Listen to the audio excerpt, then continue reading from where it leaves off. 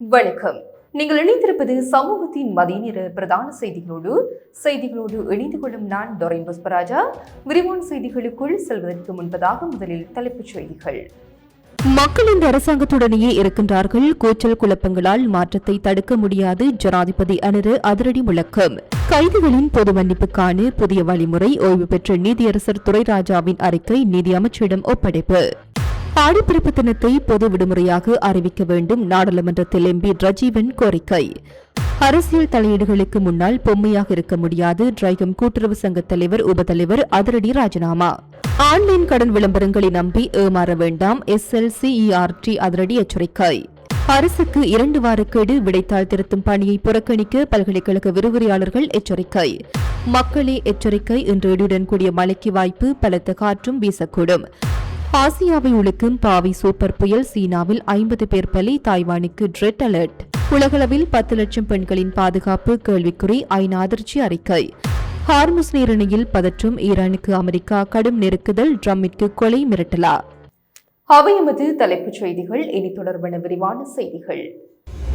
நாட்டின் பெரும்பான்மையான மக்கள் தற்போதைய அரசாங்கத்துடனேயே இருக்கின்றார்கள். ஒரு சிலரின் கூச்சல் குழப்பங்களால் மக்கள் எதிர்பார்க்கும் சிஸ்டம் மாற்றத்தை தடுத்து நிறுத்த முடியாது என்று ஜனாதிபதி அனுரகுமார திசாநாயக்க திட்டவட்டமாக தெரிவித்துள்ளார். அனுராதபுரம் வடக்கு நீர் வழங்கல் திட்டத்தின் 2ஆம் கட்டத்தை உத்தியோகபூர்வமாக ஆரம்பித்து வைக்கும் விசேட நிகழ்வில் கலந்து கொண்டு உரையாற்றும் போதே ஜனாதிபதி இதனை குறிப்பிட்டார். அங்கு அவர் மேலும் பேசுகையில், எதிர்க்கட்சிகள் தரப்பில் ஒரு சிலரின் கூச்சல் குழப்பங்கள் இருக்கத்தான் செய்கின்றன. எனினும் நாட்டின் ஒட்டுமொத்த மக்கள் இந்த அரசாங்கத்தின் மீது முழு நம்பிக்கை வைத்துள்ளனர் என்ற அசைக்க முடியாத நம்பிக்கை எங்களுக்கு இருக்கின்றது. மக்கள் எங்களிடம் எதிர்பார்க்கும் அந்த உண்மையான மற்றும் நிலையான மாற்றத்தை நாம் நிச்சயமாக நாட்டில் ஏற்படுத்திய தீர்வோம் என உறுதியளித்தார்.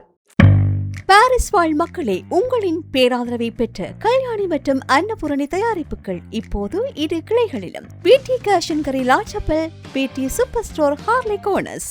சிறை கைதிகளுக்கு ஜனாதிபதியின் பொது மன்னிப்பு வழங்குவது தொடர்பான முறையான மற்றும் வெளிப்படைத்தன்மை கொண்ட பரிந்துரைகள் அடங்கிய விசேட அறிக்கை அரசாங்கத்திடம் கையளிக்கப்பட்டுள்ளது. ஓய்வு பெற்ற உயர் நீதிமன்ற நீதியரசர் துரைராஜா தலைமையிலான குழுவினால் தயாரிக்கப்பட்ட இந்த அறிக்கை நீதி மற்றும் தேசிய ஒருமைப்பாடு அமைச்சின் செயலாளர் ஜனாதிபதி சட்டத்தரணி ஆயிஷா ஜினசேனவிடம் நேற்று நீதி அமைச்சில் வைத்து உத்தியோகபூர்வமாக கையளிக்கப்பட்டது. கைதிகளை ஜனாதிபதியின் பொது மன்னிப்பின் கீழ் விடுதலை செய்வதற்கு முறையான, நியாயமான மற்றும் வெளிப்படையான வழிமுறையொன்றை உருவாக்குவதற்காக 2025 ஜூன் 25 அன்று நடைபெற்ற அமைச்சரவை கூட்டத்தின் தீர்மானத்திற்கு அமைய இக்குழு நியமிக்கப்பட்டது. அரசியலமைப்பின் 34(1) பிரிவின் தற்காலிக ஏற்பாடுகள், சட்ட கட்டளைகள் மற்றும் நீதிமன்ற தீர்ப்புகளை ஆராய்ந்து சிறைச்சாலைத்துறையில் உள்ள நிர்வாக நடைமுறைகளின் குறைபாடுகளை நிவர்த்தி செய்யும் வகையில் இந்த அறிக்கை தயாரிக்கப்பட்டுள்ளது. சிறைச்சாலைகளில் தற்போது உள்ள அதிகளவிலான நெரிசலை குறைப்பதற்கும் சர்வதேச தரத்திற்கு அமையக்கூடிய சிறைச்சாலை அமைப்பு ஒன்றை உருவாக்குவதற்கும் அரசாங்கம் மேற்கொண்டு வரும் சீர்திருத்தங்களின் ஒரு முதற்படியாகவே இது பார்க்கப்படுகின்றது. ஆடிப்பிறப்பு தினத்தை தேசிய ரீதியில் அங்கீகரித்து அதனை பொது விடுமுறை தினமாக அறிவிக்க வேண்டும் என நாடாளுமன்ற உறுப்பினர் ஜெயச்சந்திரமூர்த்தி ரஜீவன் கோரிக்கை விடுத்துள்ளார்.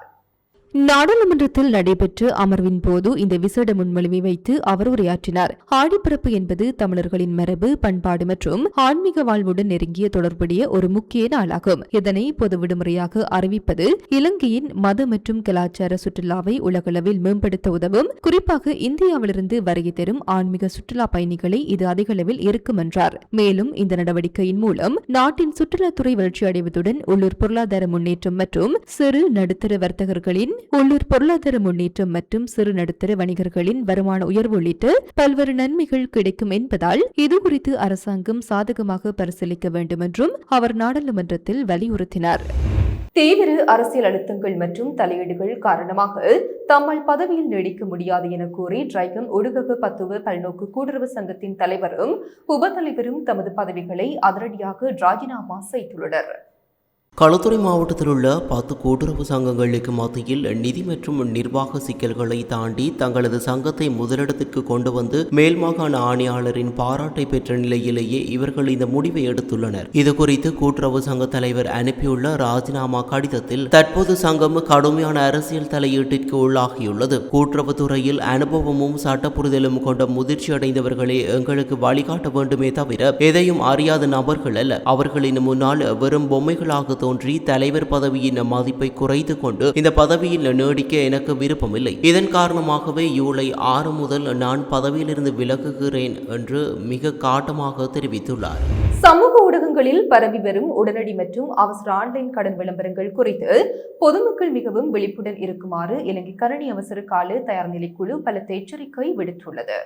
எந்தவொரு ஆவணமுமின்றி 5000 முதல் 5 லட்சம் ரூபாய் வரை கடன் தருவதாக கூறி பரப்பப்படும் போலி செயலிகள் குறித்து அக்குழு விளக்கியுள்ளது. இத்தகைய செயலிகளை தரவிறக்கம் செய்யும் போது கைபேசியின் முழு கட்டுப்பாடும் மோசடியாளர்களின் கைக்கு சென்று விடுகிறது. இதன் மூலம் தனிப்பட்ட புகைப்படங்கள், குறுஞ்செய்திகள் மற்றும் தொடர்புகள் திருடப்படும் அபாயம் உள்ளதாக தெரிவிக்கப்பட்டுள்ளது. கடனை திருப்பி செலுத்த தவறும் பட்சத்தில் கைபேசியில் உள்ள தொடர்புகளுக்கு மோசடியாளர்கள் அழைப்பு விடுத்து அவதூறு பரப்புவதோடு அச்சுறுத்தி அவமானப்படுத்துகின்றனர் என்றும் சுட்டிக்காட்டப்பட்டுள்ளது. எனவே சந்தேகத்திற்கிடமான கடன் விளம்பரங்களை அணுகவோ அங்கீகரிக்கப்படாத செயலிகளை பதிவிறக்கவோ வேண்டாம் என அறிவுறுத்தப்பட்டுள்ளது. பொதுமக்கள் அனைவரும் அவசர தேவைகளுக்கு அங்கீகரிக்கப்பட்ட வங்கிகள் மற்றும் நிதி நிறுவனங்களை மட்டுமே நாடுமாறும், இதுபோன்ற மோசடிகள் நடந்தால் உடனடியாக அதிகாரிகளிடம் புகார் அளிக்குமாறும் SLCERT கேட்டுக்கொண்டுள்ளது. முதலாம் வகுப்பு சேர்க்கைக்கான புதிய சுற்றறிக்கையால் ஏற்பட்டுள்ள குறைபாடுகளை அரசு உடனடியாக நிவர்த்தி செய்யாவிட்டால் வரவிருக்கும் GCE உயர்தர தேர்வு விடைத்தாள் மதிப்பீட்டு பணிகளிலிருந்து பல்கலைக்கழக விரிவுரையாளர்கள் முழுமையாக விலக நேரிடும் என பல்கலைக்கழக ஆசிரியர் சங்கங்களின் கூட்டமைப்பு அதிரடி எச்சரிக்கை விடுத்துள்ளது. இது குறித்து FUTA தலைவர் பேராசிரியர் பிரகீத் வீரதுங்க தெரிவிக்கையில், புதிய சுற்றறிக்கை பல்கலைக்கழக விரிவுரையாளர்களின் பிள்ளைகளுக்கு கடுமையான அநீதியை இழைத்துள்ளது.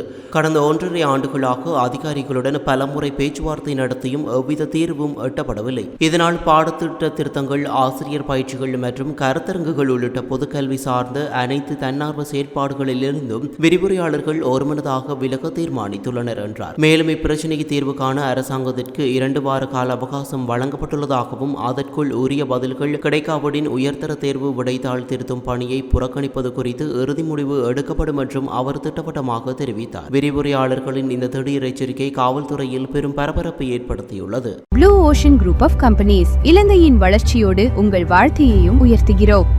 கிழக்கு மாகாணத்தின் சமூக பொருளாதார முன்னேற்றம் மற்றும் சுற்றுலாத்துறை வளர்ச்சி வாய்ப்புகளை ஆராயும் நோக்கில் ஆசிய நாடுகளின் தூதுவர்கள் இன்றைய தினம் மட்டக்களப்பு மாநகர சபைக்கு உத்தியோகபூர்வ விஜயம் ஒன்றை மேற்கொண்டனர்.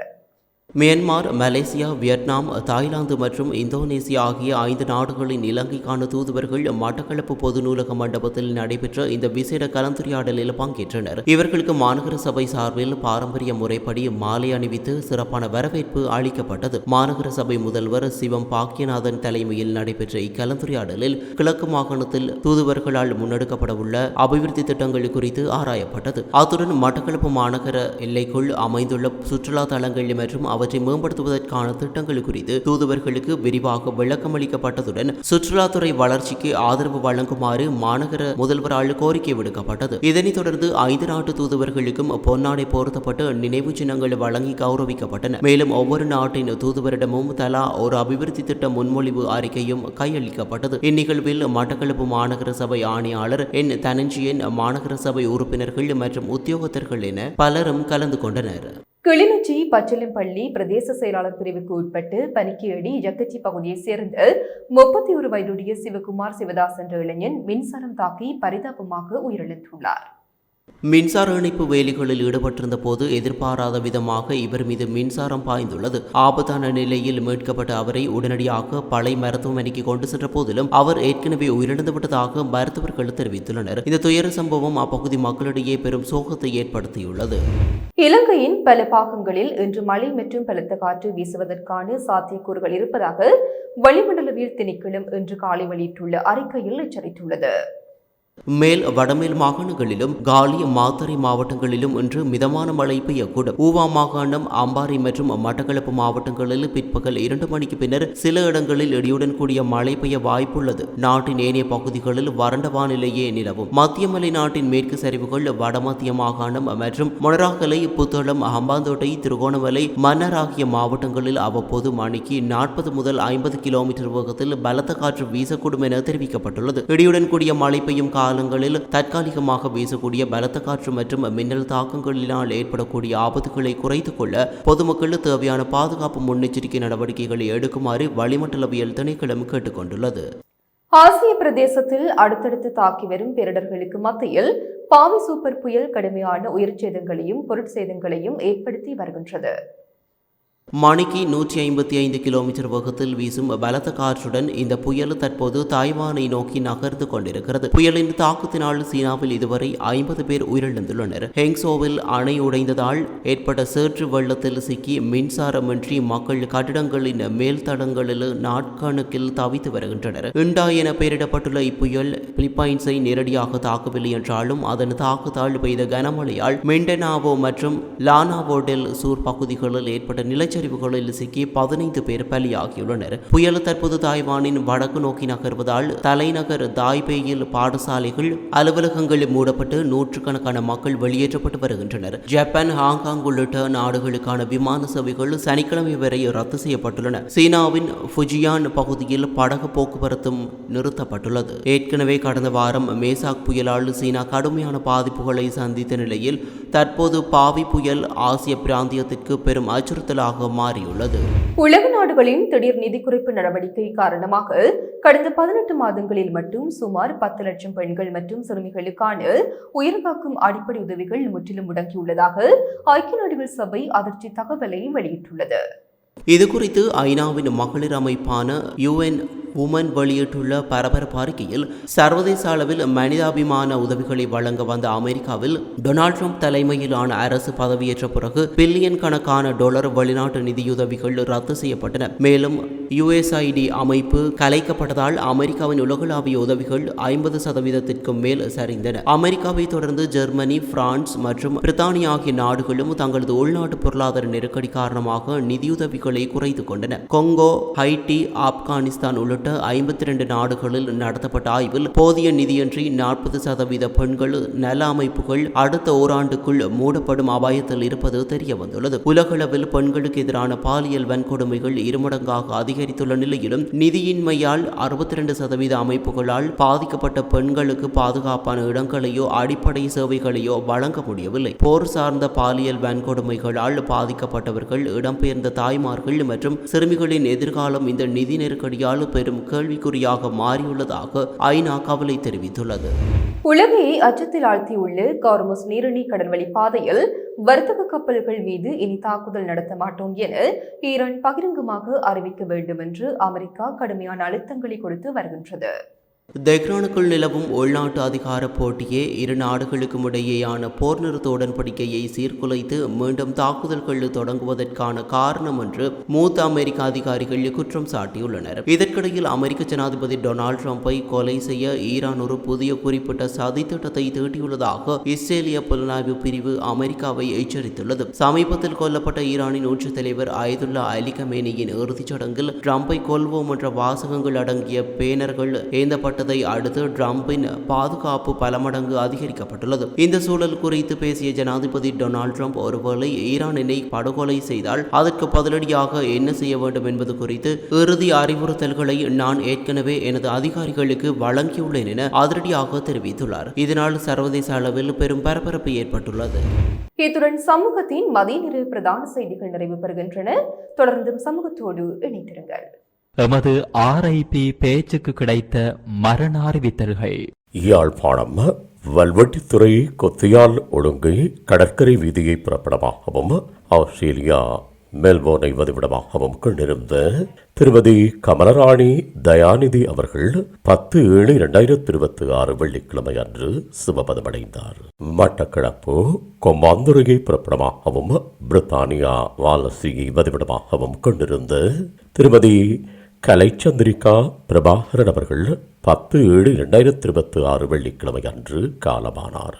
யாழ்ப்பாணம் வடலி அடைப்பு பண்டத்துரிப்பை புறப்படமாகவும் வதிவிடமாகவும் கொண்டிருந்த திருமதி யோகராசா பேரின்ப நாயகி அவர்கள் 10/7/2026 வெள்ளிக்கிழமை அன்று காலமானார்.